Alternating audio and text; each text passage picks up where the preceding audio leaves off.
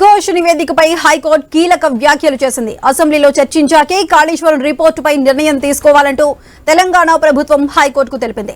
Justice Ghosh నివేదికపై హైకోర్టులో విచారణ జరిగింది. కమిషన్ రిపోర్టు ఎక్కడైనా అప్లోడ్ చేసుంటే తొలగించండి అంటూ హైకోర్టు పేర్కొంది.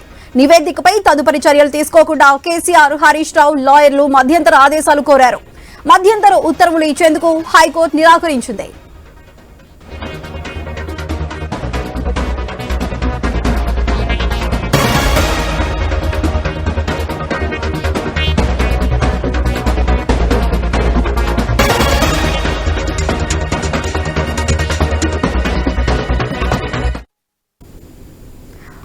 పీసీ ఘోష్ నివేదికపై హైకోర్టు కీలక వ్యాఖ్యలు చేసింది. అసెంబ్లీలో చర్చించాకే కాళేశ్వరం రిపోర్టుపై నిర్ణయం తీసుకోవాలంటూ తెలంగాణ ప్రభుత్వం హైకోర్టుకు తెలిపింది.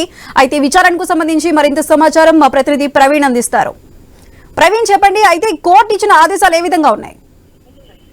అయితే మొత్తం టోటల్ గా చూసుకుంటే దీనికి సంబంధించినటువంటి హైకోర్టు తీర్పు పైన ఉత్కంఠకు అయితే తెర దించిందనే చెప్పాలి.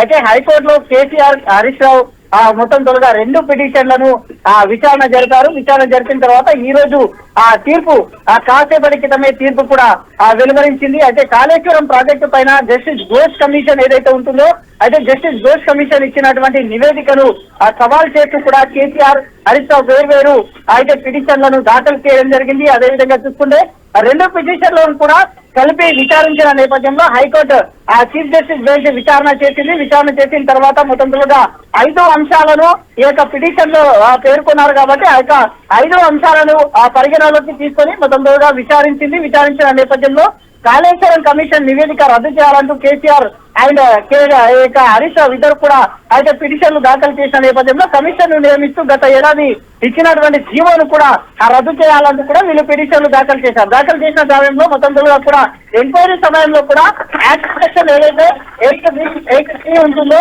నోటీసులు ఇవ్వలేదంటూ కూడా అయితే కమిషన్ నివేదిక ఎలాంటి చర్యలు తీసుకురావాలంటూ కూడా ఈ యొక్క పిటిషన్ లో పేర్కొన్న నేపథ్యంలో నిన్న ఇరువాదనలు విన్నటువంటి ఈ యొక్క హైకోర్టు ఈ రోజు మొత్తాన్ని చివరగా తీర్పుని వెలువరించి మొత్తం తోడుగా అయితే ఇక పీస్ ఘోష్ నివేదికను మొత్తం తోడుగా కూడా ప్రశ్నించింది. అయితే అసెంబ్లీలో చర్చించాకే కాళేశ్వరం పైన రిపోర్ట్ అందిస్తాము అంటూ కూడా నిర్ణయం తీసుకుంటామంటూ కూడా చెప్పడం జరిగింది. అదేవిధంగా హైకోర్టుకు తెలిపిన నేపథ్యంలో తెలంగాణ ప్రభుత్వం జస్టిస్ ఘోష్ నివేదిక హైకోర్టులో విచారణ కమిషన్ కూడా ఎక్కడ అయితే పబ్లిక్ డొమైన్ లో ఎక్కడైనా అయితే దాన్ని పోస్ట్ చేశారా అంటూ కూడా అడగడం జరిగింది. పబ్లిక్ డొమైన్ లో ఎక్కడ కూడా పోస్ట్ చేయలేదు అంటూ కూడా ఆ యొక్క ఘోష్ నివేదిక అయితే ఇక్కడ ప్రభుత్వం నుంచి న్యాయవాదులు చెప్పిన నేపథ్యంలో ఎక్కడైనా పబ్లిక్ డొమైన్ లో కనుక పోస్ట్ చేసి ఉంటే దాన్ని వెంటనే తొలగించాలంటూ కూడా చెప్పడం జరిగింది. తీరా మొత్తం చూసుకుంటే కనుక అయితే తెలంగాణ హైకోర్టులో ఇటు కేసీఆర్ కు గానీ ఇటు హరీష్ రావు గానీ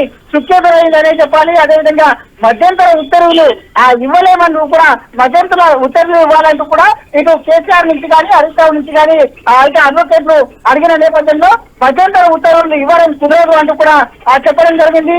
తదుపరి విచారణ ఏదైతే ఉంటుందో ఆ యొక్క తదుపరి విచారణ 4 వారాల పాటు అయితే వాయిదా వేసిన క్రమం లోపల మొత్తం తోలుగా కాసేపటికి ఇప్పుడు మొత్తం తోలుగా కూడా ఈ రిపోర్ట్ ను మొత్తం తోలుగా చీఫ్ జస్టిస్ చదువుతున్నారు. మరి కాసేపట్లో ఈ యొక్క దీనికి సంబంధించినటువంటి మొత్తం తోలుగా రిపోర్ట్ బయటకు వచ్చే అవకాశం ఉంది. కాబట్టి ఇప్పుడే విశ్లేషిస్తున్నారు. కాబట్టి ఆ రిపోర్ట్ ను మొత్తం తోలుగా కూడా అయితే విశ్లేషిస్తున్నారు. ఈ నేపథ్యంలో మరి కాసేపట్లో మొత్తం తోలుగా దానికి సంబంధించినటువంటి రిపోర్ట్ అయితే ఏ వాదనలో జరిగిన తీరును కూడా మరి కాసేపట్లో అయితే వెలువడనుంది. Right Praveen, thank you.